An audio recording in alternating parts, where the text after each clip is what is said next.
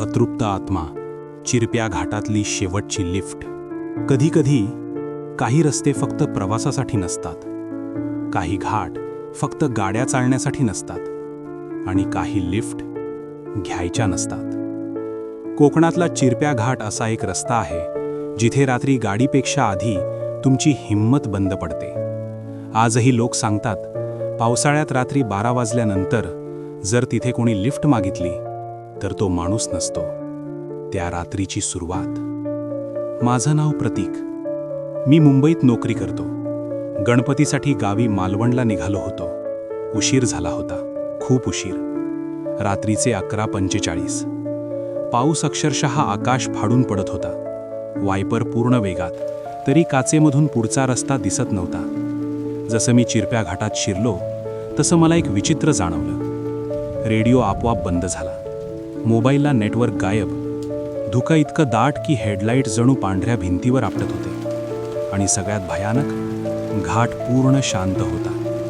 ना किड्यांचा आवाज, ना पावसाचा गोंगाट. जणू कुणीतरी म्यूट केलं होतं. तो दिसला.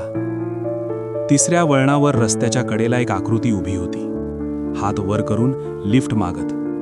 पावसात पूर्ण भिजलेली, डोक्यावर घोंगडी, चेहरा खाली. माझं मन ओरडलं, थांबू नकोस. पण पायाने ब्रेक दाबलाच. काच खाली केली. कुठे जायचंय? मी विचारलं. हळू, खूप हळू आवाज आला. बाबा, फक्त पुढचं वळण. त्याचा आवाज ऐकताच माझ्या छातीत दडपण आलं. तो आवाज जणू खूप खोल जागेतून येत होता. दार उघडलं.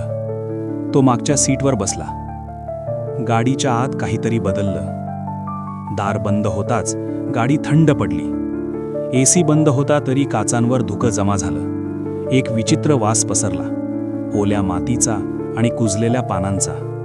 मी आरशात पाहिलं. तो माझ्याकडे पाहत नव्हता. तो खिडकीबाहेर अंधारात बघत होता, जसं कुणाला शोधत होता.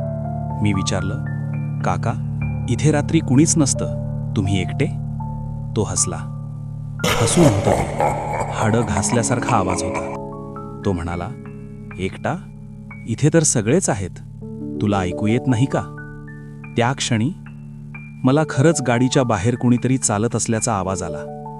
पावसात पाऊलं, एक नाही, खूप. साक्षात्कार. गाडी अचानक बंद पडली. Engine dead. मी घाबरून मागे वळलो. मागची सीट रिकामी होती. कोणताही आवाज नाही, कोणतंही दार उघडल्याचं नाही.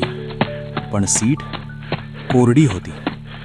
पूर्ण घाटात मुसळधार पाऊस आणि तो माणूस बसलेली जागा अजिबात ओलसर नव्हती.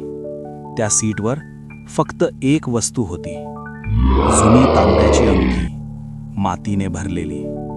आणि त्या अंगठीखाली माझ्या सीटवर हाताचा ओलसर ठसा. मानवी हाताचा नाही, सत्य. कसाबसा मी गाडी सुरू केली. घाट संपताच एका चहाच्या टपरीवर थांबलो. दुकानदाराने मला पाहताच विचारलं, चिरप्या घाटात भेटला ना? मी काही बोलायच्या आधीच त्याने पुढे सांगितलं, त्याचं नाव सदाशिव. 50 वर्षापूर्वी इथेच अपघात झाला. तो आजही पुढच्या वळणापर्यंत जातो. मी अंगठी दाखवली. दुकानदाराने हात जोडले. तो समाधानी झाला. नाहीतर काही वेळा तो प्रवासी घरीच पोचत नाही. शेवट. आजही पावसाळी रात्री चिरप्या घाटात जर कुणी लिफ्ट मागितली तर लक्षात ठेवा, तो प्रवास तुमचा असतो, पण शेवट तुमचाच असेल याची खात्री नाही. लेखक चेतन करजावकर.